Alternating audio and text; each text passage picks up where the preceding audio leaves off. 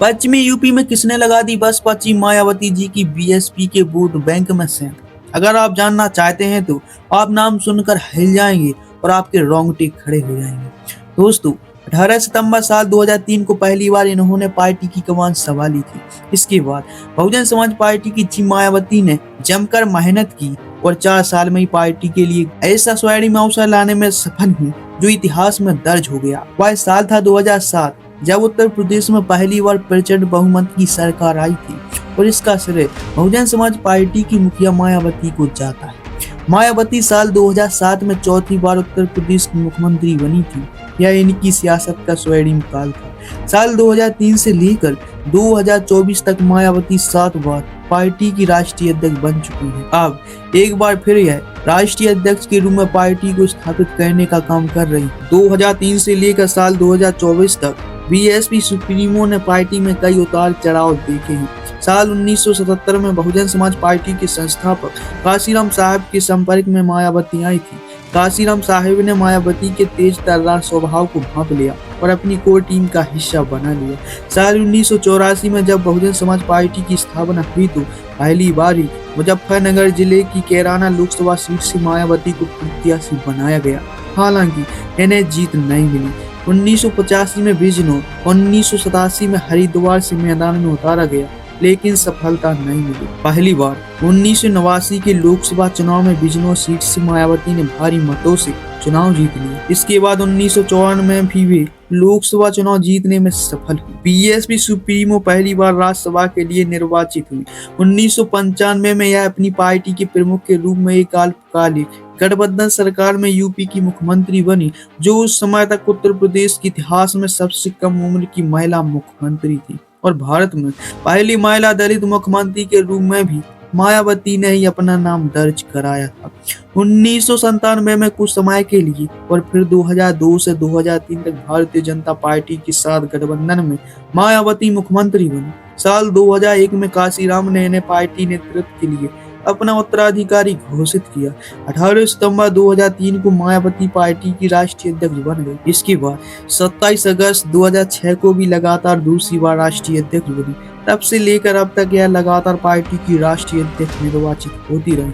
अब एक बार फिर पार्टी के पदाधिकारियों ने इन्हें ही पार्टी की कमान सौंपी है। साल 2003 में मायावती जब पहली बार पार्टी की राष्ट्रीय अध्यक्ष बनी तो उत्तर प्रदेश में इन्होंने पार्टी को फिर से स्थापित करने का संकल्प लिया और कार्यकर्ताओं के साथ जमीन पर उतरकर पार्टी को मजबूत करने का बीड़ा उठाया। 4 साल इन्होंने जमकर मेहनत की और फिर उत्तर प्रदेश में साल 2007 का विधानसभा चुनाव हुआ।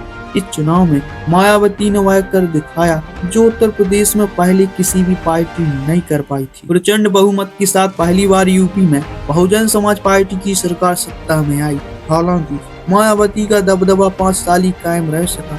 इसके बाद सपा ने 2012 में बसपा से भी ज्यादा सीटें हासिल कर सत्ता पर कब्जा जमा लिया। साल 2012 के बाद ही बहुजन समाज पार्टी अर्श से हर्ष की तरफ बढ़ने लगी। लोकसभा चुनाव हो या फिर विधानसभा चुनाव, देश भर में बहुजन समाज पार्टी का ग्राफ चढ़ने के बजाय खिसकने लगा। पार्टी के राष्ट्रीय स्तर के दर्जे पर भी संकट के बादल मंडराने लगे। हालांकि पार्टी का अभी राष्ट्रीय पार्टी का दर्जा कायम है, लेकिन चुनाव आयोग अगर वर्तमान में समीक्षा करे तो पार्टी का यह दर्जा भी छीन सकता है। हालांकि बहुजन समाज पार्टी मुखिया को यह मालूम है, इसलिए अब विभिन्न राज्यों में हो रहे चुनाव में यह वहां की पार्टियों से मिलकर चुनाव लड़ रही हैं, जिससे राष्ट्रीय पार्टी बने रहने के लिए जो मत प्रतिशत आवश्यक होता है वह बरकरार रहे। दुर्विरोधी सपा से किया गठबंधन। अपने राष्ट्रीय अध्यक्ष के कार्यकाल में ही मायावती ने अपने साथ हुई जून 1995 की घटना को भी बुला दिया। दुर्विरोधी समाजवादी पार्टी से गठबंधन करके लोकसभा चुनाव भी लड़ लिया। पार्टी की हालत खस्ता होने पर बीएसपी सुप्रीमो ने फैसला लिया था। हालांकि पार्टी 2019 के लोकसभा चुनाव में गठबंधन के चलते 0 से 10 सीटें हासिल करने में सफल जरूर हुई, लेकिन सपा से गठबंधन ज्यादा दिन तक नहीं चल सका। 2024 में बीएसपी ने अकेले दम पर लोकसभा चुनाव लड़ा और राष्ट्रीय अध्यक्ष मायावती के नेतृत्व में देश भर में पार्टी को एक भी सीट नहीं मिली। वर्तमान में पार्टी का एक भी सांसद नहीं है। यह स्थिति बसपा के साथ मायावती के लिए भी चिंताजनक बनी हुई है। विधानसभा चुनाव में भी निराशाजनक प्रदर्शन। विधानसभा चुनाव 2022 में बहुजन समाज पार्टी के राष्ट्रीय अध्यक्ष मायावती ने अकेले दम लड़ने का फैसला लिया था। इसका भी नतीजा यह हुआ कि पार्टी उत्तर प्रदेश की 403 विधानसभा सीटों में से सिर्फ एक ही सीट जीतने में कामयाब हो पाई थी।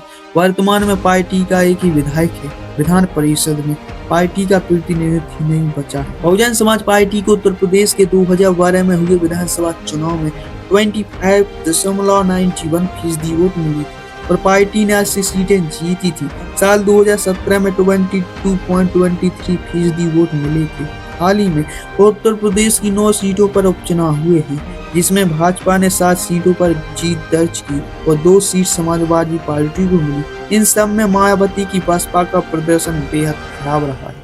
बहुजन समाज पार्टी का जनाधार कम होता जा रहा है और पार्टी निम्न स्तर पर पहुंच गई है। यूपी के उपचुनाव में बसपा को केवल 7% वोट ही मिल पाए।